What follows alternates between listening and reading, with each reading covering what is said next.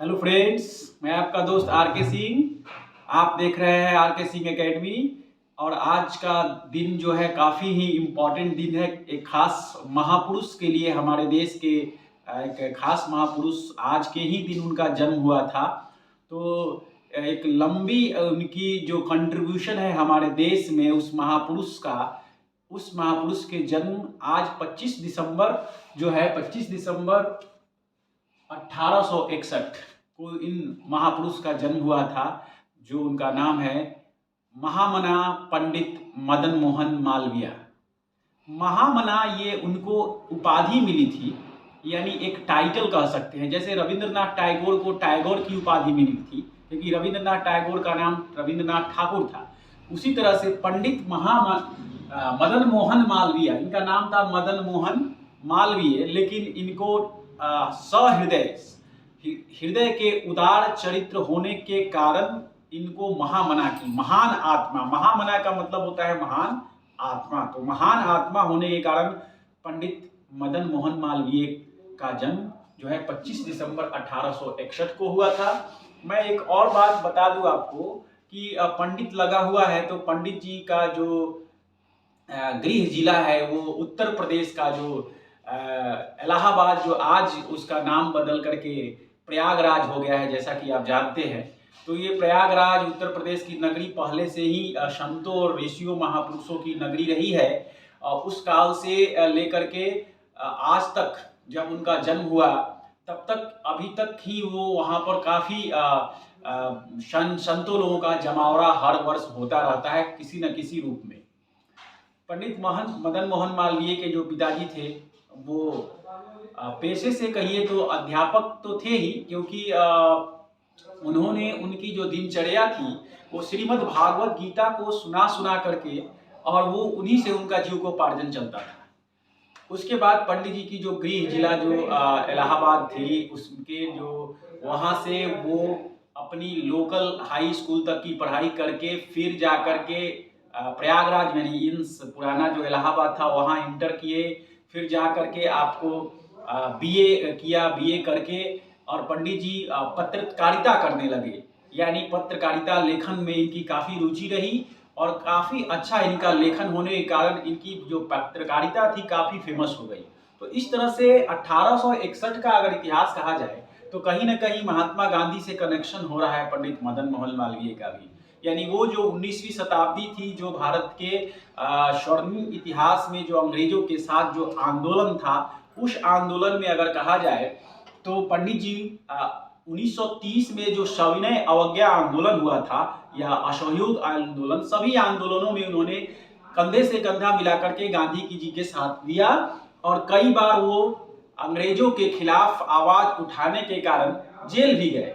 जैसा कि आप जानते हैं, अभी नैनी बहुत फेमस जगह है जहां पर बॉर्डर लाइन गंगा नदी का हो जाता है। अगर आप रेल से आते हैं, ट्रेन से आते हैं, तो नैनी स्टेशन जा करके रिटर्न हो जाता है। तो नैनी जेल में कई वर्षों तक उन्होंने जेल में रहा, इसके बाद फिर जेल से छूटे। यानी उनकी जो लिखने की कला से अंग्रेजों को बार बार उन्होंने प्रेशराइज किया, आंदोलन के लिए प्रेरित किया। पंडित जी अपने उदार चरित्र के कारण वहाँ के जो महाराजा राजा थे, उस राजाओं से काफी कनेक्शन हुआ, जिसमें उनकी जो सबसे महान कृतियां में अगर कहा जाए तो पंडित जी का महान कृतियां थी बनारस हिंदू यूनिवर्सिटी। अगर इसको उल्लेखित नहीं किया जाए, बीएचयू को उल्लेखित नहीं किया जाए, तो ये हमारा जो वीडियो है अधूरा रह जाएगा। तो बीएचयू जो मैं बता दूं आपको, ये पंडित जी का जो फाउंडर मेंबर्स लोग थे, उनमें पंडित मदन मोहन मालवीय मुख्य रूप से थे।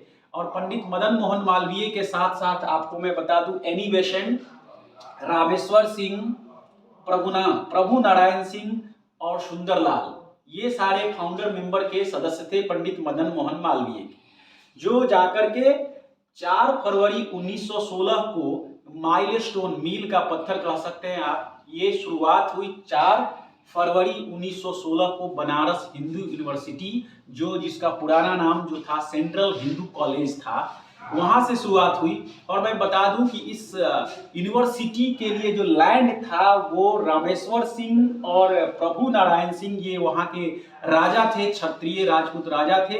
इन्होंने लैंड डोनेट किया था। काशी विश्वविद्यालय काशी से भी ये जाना जाता है।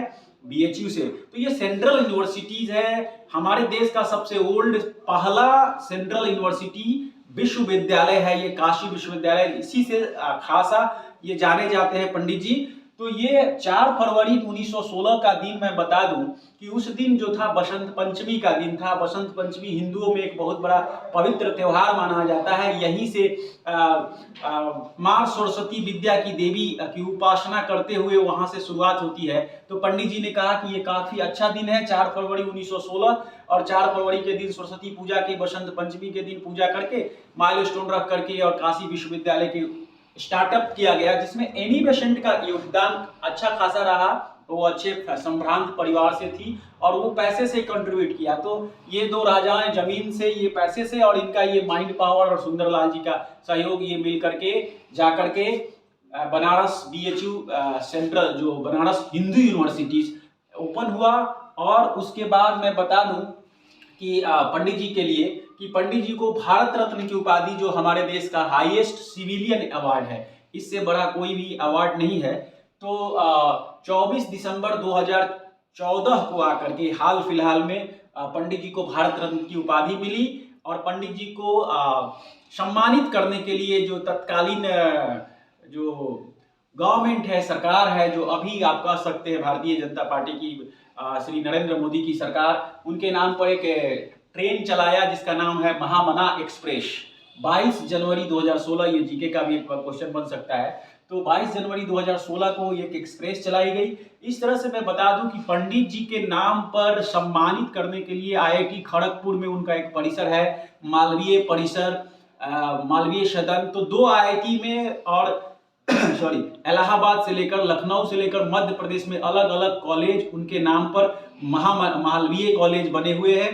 बहुत सारे शहरों में मालवीय नगर उनको सम्मानित करने के लिए पंडित जी के नाम पर दिया गया। तो कुल मिलाकर मैं बता दूं कि ये इनकी उदार चरिता, और उस समय अंग्रेजों के जो अपने देश में जो स्थिति बनाए हुए थे, कि इस स्थिति के कारण अंग्रेज हमें जिस तरह से अपने को अलग थलग किए थे, उस काल में भी हम लोगों को इन्होंने एक जोड़ने का काम किया, यूनाइट होने का काम किया पंडित मदन मोहन मालवीय ने।